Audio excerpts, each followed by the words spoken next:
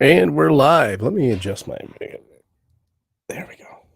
Hey, gang. Welcome to Ghost of Bacon. I'm your host, Jake Roberts. Haven't done this in a while. Great to see everybody. See a lot of familiar names out there in the chat. My friends Jason, Will, John. There's Kat. There's Mary, Amy. Hey, Penn. Carolyn, good to have you back. Good to see you. Um, so, and Jan, I think I mentioned you. That's right, John. Here we go.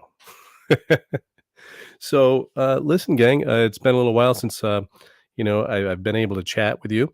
Been a very eventful few weeks here. A lot of holiday celebrations going on, that sort of thing. And so, what I would like to do this evening is do the first of a series of episodes talking about how many of Shakespeare's plays have autobiographical elements of Francis Bacon. And people in the past have done the same thing, and particularly with Edward de Vere, the Oxfordians want to, correlate events in his life with, um, with the works of Shakespeare. And what I've noted is since I discovered the secret autobiography of Sir Francis Bacon hidden within the Stratfordian plaque, which is the plaque that adorns Shakespeare's funerary monument in uh, Holy Trinity Church in Stratford upon Avon. Since I found that, um, knowing his family relations, knowing the situation he found himself in, I realized that there really are multiple examples of these correlations between events that happen in his life that people don't even know about unless they've read my book. And in particular, tonight I'm going to focus on the play of Hamlet, Prince of Denmark. And so, hey, Vicky, good to see you. So I'm thinking that before I jump in, going to go ahead and throw it out there. If anyone has any questions, kind of throw them up in the chat. Um, and I can kind of deal with those here as we go.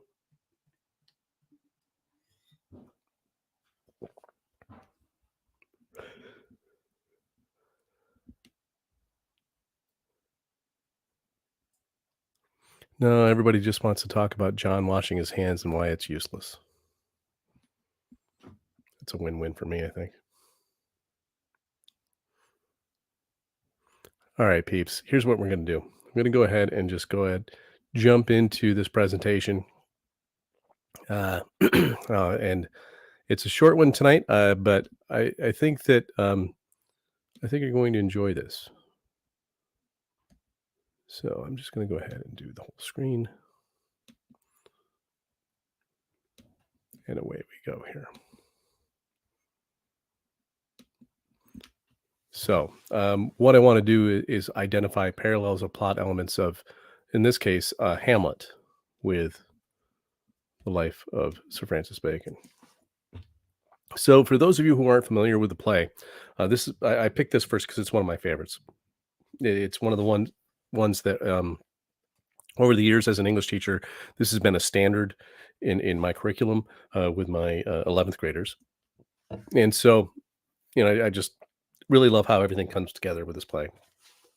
And so the story begins after the death of Prince Hamlet's father, King Hamlet. And so basically what happens is two watchmen in the middle of the night, one of them happens to be one of Hamlet's best friends from college. One of the watchmen grabs his best friend and says, "Hey, listen, I've seen the ghost of Hamlet's father." And so they go, and sure enough, the ghost shows up and beckons them. And so it gives them an indication that he's upset about something. So his friend Horatio from college goes and finds him and says, "Hey, listen, you need to come with us." And so after his father dies, his uncle, the king's brother, his younger brother, Claudius, becomes king, basically usurps the throne from Hamlet, his son. And right after he does that, soon after the death of his father, he marries Hamlet's mother. So this obviously is not sitting well with Prince Hamlet. So he usurps the throne, and all of a sudden marries his mom. So the ghost, shows up and starts saying, "Hey, listen." He finally talks to Hamlet and says that his brother actually poisoned him, and while he was sleeping in the garden, and so he was taking a nap. His brother snuck up and poisoned him, and then he tells Hamlet to avenge him. So it's a story about revenge, and then of course the problem with all tragedies has to do with Hamlet's tragic flaw. His tragic flaw is that he's very, very smart. He's a planner, and he's these are all positive traits, right? But the thing is that with a tragic flaw, what that really is you look at the character's greatest strength, and what they do is they invert it. And when it overpowers them, suddenly it becomes a flaw that undermines everything. And that's exactly what happens in this play. Hamlet wants to make sure that he has the right guy. He's worried that the ghost is might not be his ghost. It could be an evil spirit pretending to be his father. All these kinds of things that he imagines. He's like, I have to be sure before I kill my uncle and avenge my father. I have to be sure he did it. And so all of this hesitation leads to the tragedy of what happens at the end. Of course, it's a tragedy. So at the end, everyone dies. And so to be sure, what Hamlet does is he has a group of actors perform a play in front of his mother and his uncle dad, as he refers to him, uncle father, um, and says that basically portrays his uncle Claudius killing his father Hamlet. And so um, when we look at the father's death in Hamlet and compare it to the father's death of Francis Bacon, some startling similarities appear. First of all, Hamlet, his father was poisoned by his brother, and we see this in the play within the play. And in the play within the play, the brother pours poison into the king's ear to kill him. And that's when his brother Claudius usurps the throne. Francis II, he died of an inner ear infection. Um, and it was a very under odd circumstances. And so people familiar with my work understand the big rivalry between Catherine de' Medici and Mary, Queen of Scots, Francis II's wife. Catherine de' Medici did not like Mary. She hated her, did not want her taking over her place as the regent of France, which Mary would have done with her child being born after Francis's death. And so, considering Catherine de' Medici's reputation as being an overall sociopath and evil person, and the fact that she was known to use poisons, and there are multiple historical references to her black cabinet. I think that's the term for it, or black cupboard, where she kept all of her poisons that she used. So this kind of raises the question, when Francis II's younger brother Charles succeeded the throne and took over, so that his mother, since Charles was quite young, his mother once again was the Queen Regent of France and maintained her power. It kind of raises the question, did Francis Bacon suspect that she killed his father, Francis II? I think that this is a reasonable question to ask, particularly because of the ciphertext in my first book, the Holy Trinity Decryption. Because in that secret autobiography, Francis Bacon states that Mary overheard that his evil grandmother, Mal Avia, which is Latin for bad grandmother, that Francis was sick because of poison. So she overheard this, apparently, according to the ciphertext. So is this mild speculation, or am I finding the fact that this could very well be true? So the play within the play is really important because it was called The Murder of Gonzago. And in it, right when before they begin, Hamlet makes the very famous line that the play is the thing wherein we catch the conscience of the king. And so as it's starting up, the king looks at Hamlet. He says, "What do you call the play?" And Hamlet just says, "The Mousetrap." And so it occurred to me that the mousetrap could actually have certain values that would be interesting. So in simple cipher, the mousetrap equals 147, which is Mary Stuart in simple cipher. In reverse cipher, it's 153, which is King Bacon in reverse cipher. So here within this play within the play, we have, the story of Francis Bacon and how he lost his throne. And K cipher is 257, which is not a known cipher value of or correlating amount to any known name, but it is the 55th prime number, and we know that 55 is the the total of Francis Bacon in short cipher. So this was enough to kind of keep me going, thinking there's something to this. So when we look at his mother's, Hamlet's mother's remarriage, and we look at, Francis Bacon's mother, Mary, one of her remarriages, she had three. She had three marriages. When we look at Gertrude and Claudius, Gertrude was Hamlet's mother, Claudius was his uncle, and he referred to him as Uncle Father. They were married within 2 months. And so there's a really funny exchange going back and forth between Hamlet's friend Horatio and Hamlet. Um, Hamlet says, "Why did you come? What are you doing here away from school?" He says, "My lord, I came to see your father's funeral." And Hamlet laughs. He says, "I prithee do not, I prithee means please, do not mock me, fellow student. I think it was to see my mother's wedding." And Horatio says, "Yeah, it followed hard upon." In other words, yeah, it did happen kind of fast, didn't it? And Hamlet's like, "Oh," he makes the joke, thrift, Horatio. The funeral baked meats did coldly furnish the marriage tables." Um, and of course, this means that he's saying, "Oh no, they were just trying to save money, buddy. They used the leftovers from my father's funeral as the marriage feast." So we compare this to the marriage of Mary, Queen of Scots, and James Hepburn, the Earl of Bothwell. Now, this is something that when most people think of Mary, Queen of Scots, they think, of course, Francis II. Then they think of Henry Stuart. Um, but what they forget is that James Hepburn was responsible for murdering Henry Stuart, Lord Darnley, Mary's husband. And he divorced his wife, and then the next day they got married. So within 3 months, Mary, Queen of Scots, uh, married James Hepburn, the Earl of Bothwell, after killing her own husband. So here we have another parallel of a very short amount of time, and this all happened obviously before the writing and publishing of Hamlet. So these are pieces of Francis Bacon's history and biography in terms of his relationship with his mother and his true biological father that parallel very, very closely these events in the play Hamlet. I just find that to be very, very interesting. And these are just obviously just the tip of the iceberg.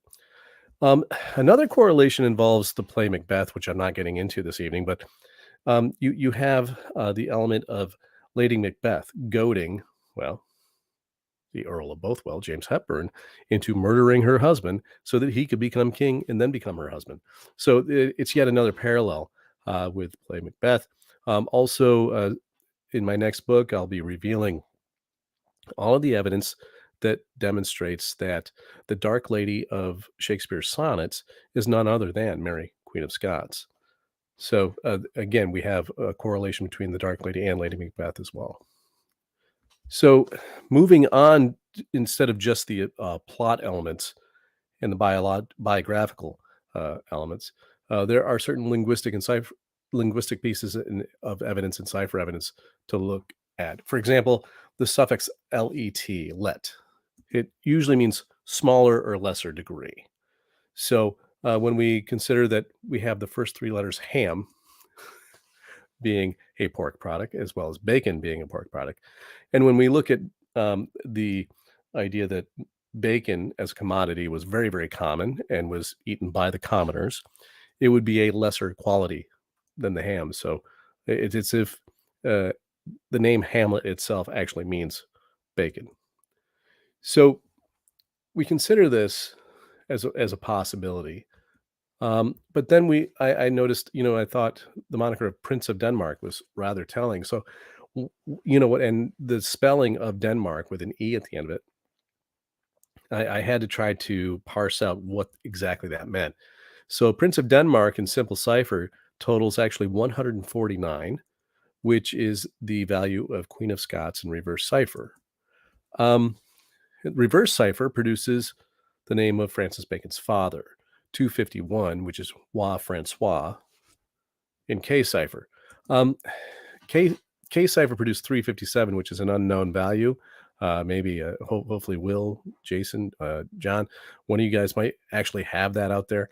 I haven't found anything for it. And I was thinking 3 is the letter C. Then, of course, 57 is the value of triple tau. Is it saying C, triple tau, C, Francis? I'm not sure. So I didn't like this solution at all. So instead, I just focused in on the misspelling, the extra E on Denmark in the title. Suddenly we have the simple cipher value of 67, which is Francis in simple cipher, appear. Reverse cipher is 133, which is a value, the values of the name or title Stuart King is very, very prevalent in my next book. You're going to find that to be a very important set of values in understanding what's going on with the fraternity of the Rosy Cross in particular. So the reverse value of 133 is actually Stuart King in simple cipher, and the K cipher value is 171. Once again, it's Francis in K cipher. So what I've been discovering is that when these clues appear, oftentimes within the context, once we understand the family relationships, what it does is using them all together, it sends us a message that reinforces the overall contextual message. In this case, since there are two values that produce the name Francis in simple and in K, the simple value produces Francis, the K value produces Francis. These are two Francises. So the title is Prince of Francis II, actually equals a Stuart King, which is Francis Bacon. So I also mentioned the values of the mousetrap earlier on. Lastly, there's something I'm not going to get into a great deal of depth in this piece. However, there is a misnumbered page, and it happens to be page 157. And 157 is the value of Fra Rosy Cross in simple cipher. And here you see the image of it, and it is labeled as 257. And so here we have a jump of 100. And then the pagination continues from that point on, added 100. And we all know that 100 is the value of Francis Bacon in simple cipher. Again, possibly a coincidence. However, there's also a mistake with the hyphenated further, where right here you can see it, FUR, and it stops. Because the ghost, this is the moment when Hamlet, this is the very page when Hamlet first speaks to the ghost of his dead father. And it happens to be on page 157, which is Fra Rosy Cross. And yet, we have these mistakes. And then, instead of it being below, they place the letters above. So even though there is a far more complex message here that I'm going to save for a later day, here's the basics of it. We add up all of these letters together in simple cipher, and the value is 92 of the word further, which is 92 is Bacon in reverse cipher. In reverse cipher, these letters total 83, which is fraters, brothers plural in simple cipher. And K cipher is 170, which in reverse cipher, if you spelled the word frater twice, that would be 170. But however, I prefer this solution. Dauphin Francis Bacon totals 170 in simple. Again, these are just tiny little snippets, tiny little parts that I'm pulling out. All I did was I looked at the pagination. I said, oh, there's a mistake in the pagination. Are there any mistakes on this page? And there are multiple mistakes. In particular, we have exuent being spelled as accent. right here. And that has a series of values that, once again, reinforce some of the new findings that you're going to be able to read about in my next book, The Keys of the Rosy Cross and the Ghosts of Bacon. And so I'm leaving it there for us to.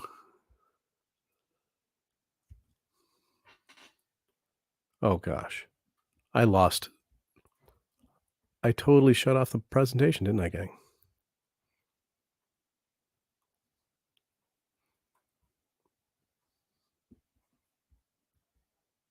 Did I shut off the presentation?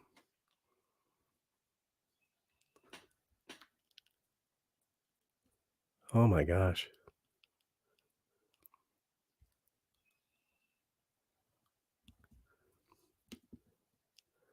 And there we go. Yeah. Yeah, guys, we were supposed to see the slides. Let me do that again. I'm Thanks, Kat. I'm a little embarrassed right now, I'm not gonna lie. Takes a lot to embarrass me. But that was fantabulous. All right, let me show you. Oh, you know what I did? I hit stop sharing down here on the bottom of the screen instead of hide. Sorry, peeps. Boy, do I feel foolish. So anyway, plot summary. I think I already talked about that. Here you can kind of see what you were supposed to see before. The ghost of Hamlet asking for revenge, Hamlet's tragic flaw, and it leads to everyone's death. His father's death in Hamlet, the father's poisoned by his brother. There's the play within the play, which actually outlines exactly how that happened, where his brother poured poison into his ear, and the brother Claudius then usurps the throne, whereas in Francis II, he died of an inner ear infection. And then we remember that Catherine de' Medici and Mary did not get along at all, and Catherine de' Medici's reputation for poison. Then the brother Charles succeeded the throne. So I think that Francis Bacon believed that Catherine de' Medici may have killed his father, Francis II. And so here's the name of the play, The Mousetrap. The king asks him what he calls it, and Hamlet says The Mousetrap. Now, the value of Mousetrap, again, simple cipher produces Mary Stuart, reverse King Bacon, and K, the 55th prime number, which is Francis Bacon in short cipher. In the play, Gertrude and Claudius were married within 2 months, and Hamlet makes the joke about using the leftovers from the funeral to feed the wedding guests. Mary, Queen of Scots, very similar situation happened with James Hepburn, Earl of Bothwell. They murdered Henry Stuart, Lord Darnley, and within 3 months they were married. So there are also correlations between Lady Macbeth and the Dark Lady of the Sonnets, as I mentioned. The linguistic and cipher evidence, going through it quickly, sorry, gang. The suffix let usually means that's something that's smaller or of lesser quality. And we consider that ham, let, and bacon are both ham and bacon are pork products. And yet bacon was something that was consumed by all the commoners, so therefore it was considered to be lesser quality. So Hamlet, the word Hamlet could represent the name bacon, in my opinion. I looked at the values of Prince of Denmark, thinking that we see the names of both of the parents, Queen of Scots and Roi Francois, in simple and reverse cipher. K cipher didn't really produce a value that I liked, so I said I have to try something different. So what is Denmark? Prince of what? Well, Prince of 67 is Francis in simple cipher. 133, Stuart King in simple. And 171 in Denmark is Francis in K cipher. So I believe that the message here in this title is Prince of Francis II, because Francis appears twice. Simple produces a simple cipher value. K cipher produces a K cipher value of Francis. Francis. So the Prince of Francis II is a Stuart King. It's the message. And so I also talked about the values of the mousetrap. Lastly, the misnumbered page of 157, which is the value of Fra Rosy Cross, is actually labeled as 257, jumping by 100 pages. And it continues throughout the rest of the play. 100, of course, is the value of Francis Bacon's simple cipher. We also have the mistake of fur, there, with there above instead of below, and the weird parentheses in the way it's written. Simple cipher, 92, Bacon in reverse. And then the reverse value is 83, fraters, brothers, in simple. And K cipher produces frater, frater in reverse. But I prefer Dauphin Francis Bacon in simple cipher. That's Dauphin is 70, Francis Bacon is 100 in simple. Added together, 170. Then there's, as you can see, this misspelling of exeunt, meaning to exit. It's spelled E-X-E-N-N-T instead of E-X-U-E-N-T, and that's something I'm not going to get into in too much in depth this evening. But hopefully that makes more sense. Yes, Kat, great question. What happens if you spell it Stewart? The values change. Yes, the values for everything change. And what I found is that in references to James, the spelling is usually the Scottish version, the EWART that you see there. When it comes to Francois or Francis Bacon, it's STUART along with Mary. Mary spells it that way as well. And so those are the values that, since they use them the most. Yeah, I hope that answers your question. He uses both of them actually to send the message that he could have been king of both thrones, depending upon the context. There are a couple of numbers that will produce the same exact number with the French version of Roi Francois Stewart III, and all in French, and Francis or Rex Francis Stewart, King Francis Stewart III in English. And they produce the same value in short cipher. It's really pretty amazing.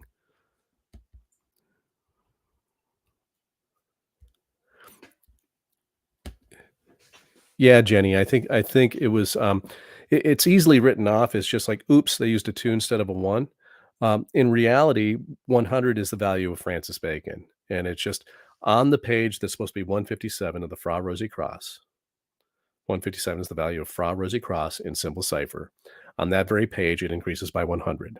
100 is the value of Francis Bacon in simple cipher. So the message in the number 257 suddenly becomes, in this case, Francis Bacon, Fra Rosie Cross. Great question. Yeah, Amy, good eyes. You notice that the 7 was larger on the page number, yes. And 7 is G for Bacon. G represents the name Bacon because in K cipher, the value of the letter G is 33, which is the value of the name Bacon in simple cipher.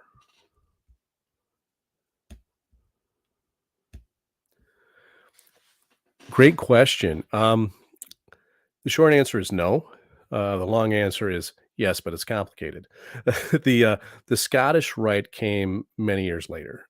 This was something that through my conversations with and John Edwards, if you want to chime in here, it'd be great. I'd love to see your answer to this question. But from my understanding, from what John has told me, Albert Pike was responsible for this creation of what has now become the Scottish Rite of Freemasonry. And this was well after Bacon's creation of the Fraternity of the Rosy Cross, which evolved into Freemasonry, according to the ciphertext. Great questions, peeps.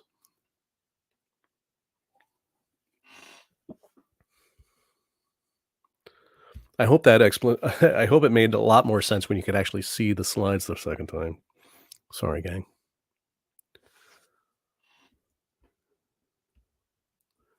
That had to be confusing as all get out. And again, yeah, you're right, Amy and John. If you wanted to chime in, he has a lot to say about this. The number 33 is associated with ascended mastery. Yes, and the reason being is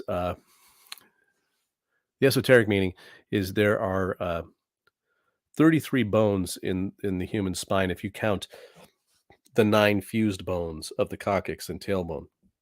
Okay, so there are 24 of the regular spine, the articulating spine, but then we have those 9 fused bones. Now, the 9 fused bones are shaped like this, and that is represents our lower nature. Okay, in esoteric literature. And so it's through, and that is also the seat of Kundalini energy, which by raising it up through your spinal system, through self discipline and learned study, you're able to raise that energy into the brain and activate the pituitary gland, which activates this, the hidden eye. And so, and this produces an out of body experience, which reveals the immortality of the human soul, being able to survive extant the physical body itself.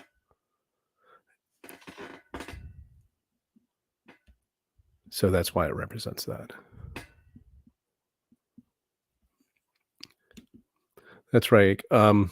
G is 33. And again, if you're considering free symbolism of Freemasonry, the G at the center of the compass and square, geometry or God. Very true. Jenny, always with good questions. Jenny wonders if using multiple ciphers was just the method of making encoding easier. If you can't get letters to add up to 33, you might be able to add a G or something like. Well, you know what? It does kind of work that way, Jenny. But it, I don't think it made encoding it easier. I think it made understanding the message easier because each cipher produces different values, right? For the same word. And oftentimes the values it produces are along the same theme. And what will happen is if you use simple, reverse, K, and short, uh, you could actually have most of a message in just one word. If it was spelled the way they needed it to be spelled in order to send that message, that's exactly the way it worked. So, a lot of the way I did a show a while back on what was called uh, saturation, the idea that um, a lot of people who criticize this type of cipher work, they say, well, it's saturated. You can take a number and make it mean whatever you want it to mean. And my response to that is always, go ahead and do it. Okay, go ahead and do that within a context of the message. The way that we've been doing this work. And the fact is, it can't be done. Um, Instead, the reason why people say that, in the past, most people have used these cipher systems just as a signpost. That they find a value of 33 on this page of the first folio. This means that Bacon wrote it. It doesn't work that way. Okay, but when you have a bunch of numbers, then you can find them everywhere. It's like, oh, here it is. It's everywhere. That's saturation. Uh, what we have started to do, and what I've discovered of how this language works, is you have to have context, and then you have to understand what the values mean. And when you put the values together, that's when you actually read the message. So it's not. Sometimes they're used as just a signpost. Yeah, sure. For example, Sonnet 123. John Edwards presented that on my show last year, where it's actually written as I, the letter I, and then the number 33, because the two is actually a squished three. So it's I, Bacon. So that's a signpost, in my opinion. That's just that he's raising a flag saying, "Hey, look here." And then as I looked at that particular sonnet more closely, more information appeared. And so that's all in my next book. But this is how it works as a language gang. It's not just the numbers. Oh, thanks, Jan. You're far too kind. I'm still pretty embarrassed by that.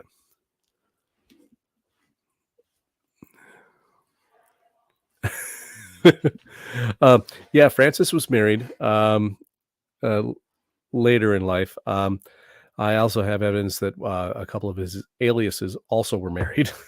um, but I don't have any evidence that Francis ever had any children. However, that's not to say that there might not be a presumptive heir out there somewhere. Oh, there we go, John. You came through. Here's the answer about the Scottish Rite. The birth of the Scottish Rite, Charleston, May 31st, 1801. Albert Pike just reimaged the Rite and infused it with occult knowledge and other esoteric sources. Good to know, John. Thanks for your answer. Appreciate that very much.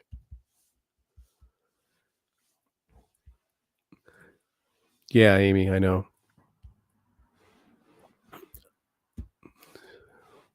Yeah, Scottish White Knights Templar Mason hijacked our community garden meeting here in Australia. Claimed the KGB was a legal fraternity guide. Ironically, we were at a pick. That's great. That is very ironic. I love irony.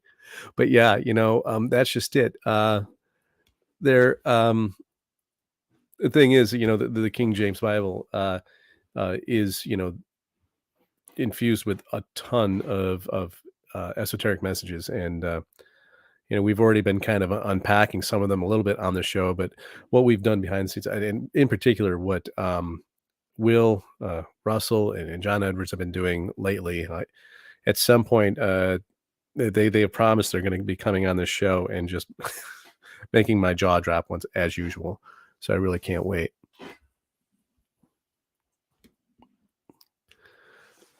Oh, Kat, great question. When you present Shakespeare to your classes, do you accept him or do you enlighten the kids?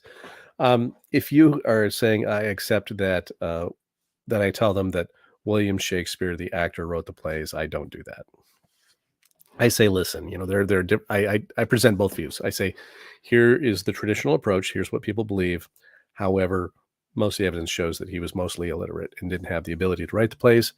I said, I've also have discoveries about this, and I tell them that I believe that they were written by Sir Francis Bacon because, well, I read his autobiography and he said he wrote them. But we don't really get into it too much. Something else I kind of get into, and so this is something I've always done, Kat. It's such a great question. Whenever I would teach Shakespeare, I would teach them as a writing unit that would follow. I would teach them how to write drama or plays in what's called in the round. And the way this works is you get a group of actors and you get a group of writers, and the writers will tell the actors, okay, we want you to get up and improvise a scene, right? Here's what's happening. Here's the backdrop, and you're this character. You're this character. They would give them character sketches, and they would say, and go. And then the actors would just do a lot of improv because they're very good at that. And so what the writers would then do is they would catch all the really good bits and write them down, and they would later just do this through a series of multiple different examples and different ways of improvising the scenes. And by the end of it, they would be able to flesh out an entire scene in minutes as opposed to days, right? And in this way, you actually create a huge volume of writing and drama and poetry in this manner. And so it's called writing in the round. Then of course what you do is you'd give it to the person who's overseeing the whole thing, which would be Francis Bacon, and he would go through and he would turn it into beautiful poetry and include all of his embellishments and editing. So that's what I have always taught my students that I believe to happen, but I don't think I'm wrong. I could be. Much Ado About Nothing also had a lot about imposters and deception. So does All's Well That Ends Well. All's Well That Ends Well. There are multiple plays that deal with the issue of hidden identities, twins and changelings, and these kinds of things. And as you see coming into this next year, these ideas are going to come to the forefront, in particular as I continue this series about the autobiographical nature of some of these plays. Great observation, Barbara. Absolutely. Yeah, Jenny. Is Pike related to the U.S. Pike involvement? He's the very same one, Jenny. He was the Civil War leader in the South. Absolutely. He was a general.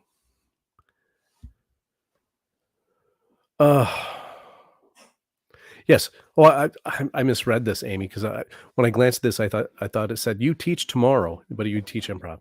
Yes, absolutely, I do. but it was so much fun. It really was. And tonight's actually the last night of my spring break, and so I do go back tomorrow, which is why I said that. And I'm like, oh yeah, it just reminded me of that, Amy. Yes, thank you, Carolyn. Absolutely. So I don't know, gang. You look at just and the reason I chose Hamlet first, there are a lot of people in the DeVere camp who point to Hamlet as being the play that's autobiographical for his life. And when we look at the hidden nature of Bacon's true background, things just kind of come into focus. And so as I continue to do these types of presentations, I'm going to try to keep them the presentation itself short, like I did this evening, sweet and to the point, instead of going into a really really deep dive. And as usual, I need to start prefacing my videos with this comment, which is, when I present something on a podcast, this is just a little snippet of something I've found that I know that I can lay out within 30 or 40 minutes and then discuss. In no way, shape, or form do I expect people who watch this video to think that just because of that little piece that I displayed this evening, that, oh, that proves it. I don't believe that at all. It has to be taken as a small piece of what is a mosaic in the grand scheme of things, in terms of all the work that I've been doing over the last few years, and what Jason Mercer, Will Russell, John Edwards, and others are doing. We have someone new who's coming on board that I hope I can kind of coax into being a guest on the show here sometime soon.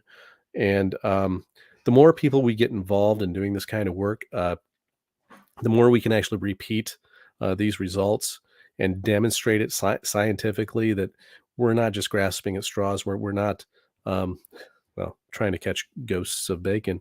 What we're doing is we're identifying the traces he left behind and actually reading the messages that he wanted everyone to understand.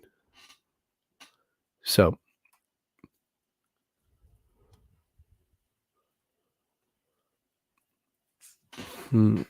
great questions. Bacon's philosophy of reality being realized by the senses. Any correlation to sense and its use as a dictionary term. Uh, you know what? I'm sure there is.